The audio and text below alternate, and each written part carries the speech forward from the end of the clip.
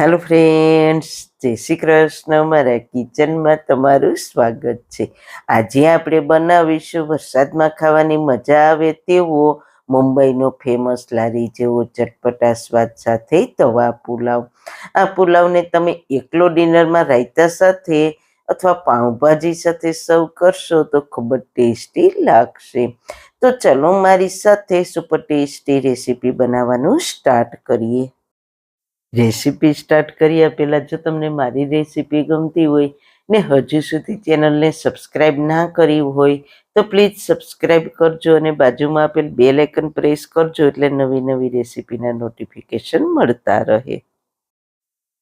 વાળના તમામ પ્રકારના પ્રશ્નો સોલ્વ કરતું 42 જડીબુટ્ટીઓથી બનાવેલું ઔષધિ તેલ જે અમે લોકો જાતે જ ઘરે તૈયાર કરીએ છીએ, કોઈ પણ કેમિકલ્સના ઉપયોગ વગર, બિલકુલ નેચરલ છે. 42 જડીબુટ્ટીઓ ભેગી કરીને લોખંડની કડાઈમાં ઔષધિ તેલ તૈયાર કરવામાં આવે છે. જો તમારે ખરીદવું હોય તો તેના ઓર્ડર અમે લઈએ છીએ. ઓર્ડર કન્ફર્મ કરવા માટે વોટ્સએપ નંબર સ્ક્રીન પર જોઈ શકો છો. જો તમારે આ તેલનો પૂરો વિડીયો જોવો હોય તો તમને આ ચેનલ પર મળી જશે અને ડિસ્ક્રિપ્શન બોક્સમાં લિંક પણ મૂકેલી છે. સૌથી પહેલા મજેદાર રેસીપી બનાવવા માટે આપણે પહેલા ચોખાને પલાળવાના છે. તો બાઉલમાં 1 વાટકો બાસમતી ચોખા લીધા છે. આ રેસીપીથી આપણે 3 લોકો માટે તવા પુલાવ બનાવી રહ્યા છીએ. તેને સારી રીતના 3-4 વાર પાણીથી ધોઈ લઈશું. પછી તેને પાણીમાં 20 મિનિટ પલાળી દઈશું. સાથે 4 કાશ્મીરી સૂકા લાલ મરચાં. તો આ પુલાવમાં એક પેસ્ટ હોય છે લાલ કલરની, તો તે લાલ મરચાંની હોય છે. તો તેને ગરમ પાણીમાં 10 મિનિટ પલાળી દઈશું. 10 મિનિટ પછી મરચાં સોફ્ટ થઈ જશે. પછી લઈશું મિક્સર જાર. તેમાં મરચાંને થોડા પાણી સાથે ઉમેરી દઈશું અને એકદમ સ્મૂથ પેસ્ટ વાટી લઈએ. જરૂર લાગે તો થોડું પાણી વધારે ઉમેરવાનું અને આવી પેસ્ટ તૈયાર કરી લેવી. તો તેને સાઈડ પર રાખી દઈએ. ત્યાં ચોખાને પણ 20 મિનિટ થઈ ગઈ છે. તો ચોખા પલળી ગયા છે. હવે આપણે તેને પાણીમાંથી નિતારી લઈએ. પછી એક કડાઈમાં 5 થી 6 વાટકા જેટલું આપણે જે વાટકાથી ચોખા લીધા છે તે વાટકાથી 6 વાટકા પાણી મેં ઉકાળવા મૂકી દીધું છે. પાણી ઉકળી જાય એટલે ખડા મસાલામાં 3 લવિંગ, 1 તમાલપત્ર, 1 તજનો ટુકડો. ખડા મસાલાથી ભાતમાં ખૂબ જ સરસ ટેસ્ટ આવશે. સ્વાદ અનુસાર મીઠું. પાણી ઉકળવા લાગે એટલે 1/2 ટીસ્પૂન હળદર પાવડર ઉમેરીને આપણે જે ચોખા પલાળ્યા છે તે ઉમેરી દઈશું ને હાઈ ફ્લેમ પર 8 થી 9 મિનિટ માટે તેને આપણે કૂક કરીશું. વધારે કૂક નથી કરવાના. આપણે ચોખાને 80 થી 90% વચ્ચે, તો 90%ની આસપાસ તેને તમારે કૂક કરવાના છે. જો તમે ઓવર કૂક કરશો તો તમારો પુલાવ છૂટો છૂટો નહીં બને, એ વાતનું ખાસ ધ્યાન રાખજો. ભાતને 8 મિનિટ થઈ છે. તો તમે જોઈ શકો છો ચોખા 80 થી 85% જેવા, તો 85 થી 90% વચ્ચે જેવા હોય તેવા તમારે કૂક કરવાના છે. હાથમાં લ્યો તો સહેલાઈથી મેશ થઈ જાય તેવા કૂક કરવાના. તો હવે ગેસની ફ્લેમ બંધ કરીને તેને ચાળણીમાં આ રીતે નિતારી લઈશું અને ઠંડા થવા માટે સાઈડ પર રાખી દઈશું.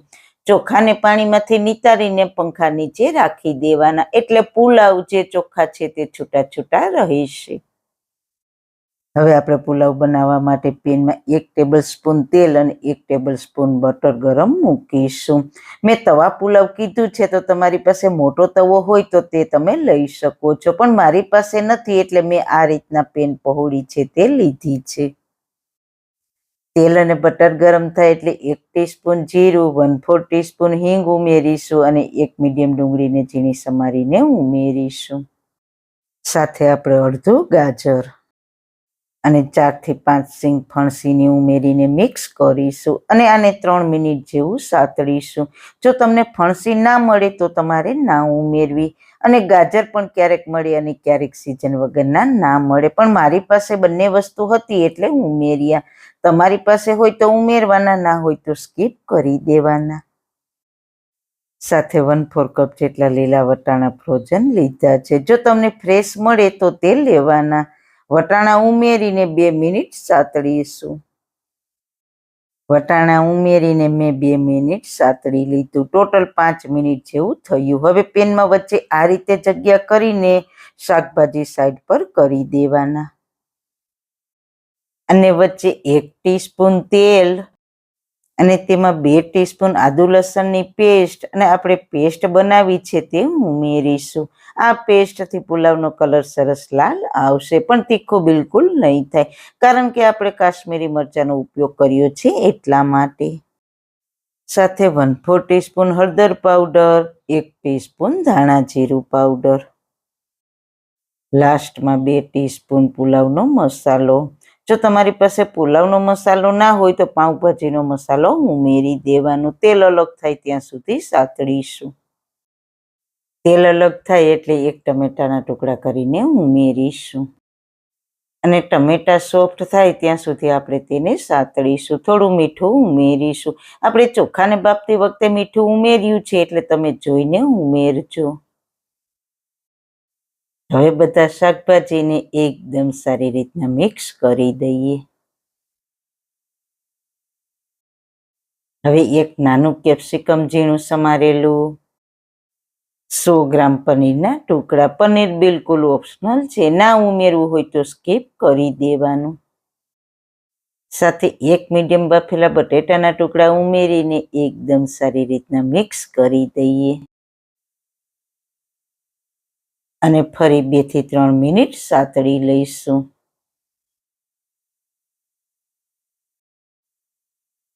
એક ટેબલ સ્પૂન જેટલું પાણી નાખીશું એટલે મસાલા નીચે ચીપકે નહીં. હવે ખૂબ જ સારી રીતના સતળાઈ ગયું છે. હવે ફરી આપણે 1 ટીસ્પૂન જેટલું બટર ઉમેરી દઈશું. બટર અને તેલ તમે તમારા ટેસ્ટ પ્રમાણે પ્લસ માઇનસ કરી શકો છો. હું આજે એકદમ લારી સ્ટાઇલ બનાવી રહી છું એટલે બટર વધારે ઉમેર્યું છે. હવે ચોખાને બાફીને રાખ્યા છે તે ઉમેરી દઈશું અને સારી રીતના મિક્સ કરીશું. હળવે હળવે મિક્સ કરવાનું છે અને થોડી વાર ગેસની ફ્લેમ મીડિયમ કરી દઈશું અને પાછો પુલાવને 2 થી 3 મિનિટ થવા દઈશું.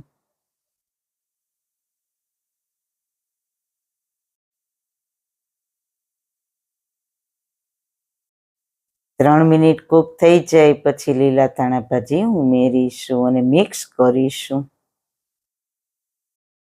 તો આપણો ચટપટા સ્વાદ સાથે પુલાવ તૈયાર થઈ ગયો છે. તો ગરમ ગરમ તવા પુલાવને દહીં અને ડુંગળીના સલાડ સાથે સર્વ કરીશું. જો તમે આ રીતે ક્યારેય તવા પુલાવ ના બનાવ્યા હોય તો જરૂર આ રીતે ટ્રાય કરજો. પાઉંભાજી સાથે સાઈડમાં કે ડિનરમાં પણ કંઈક ટેસ્ટી એવું ખાવું હોય તો આ એકલો પુલાવ બનાવીને સર્વ કરી શકો છો.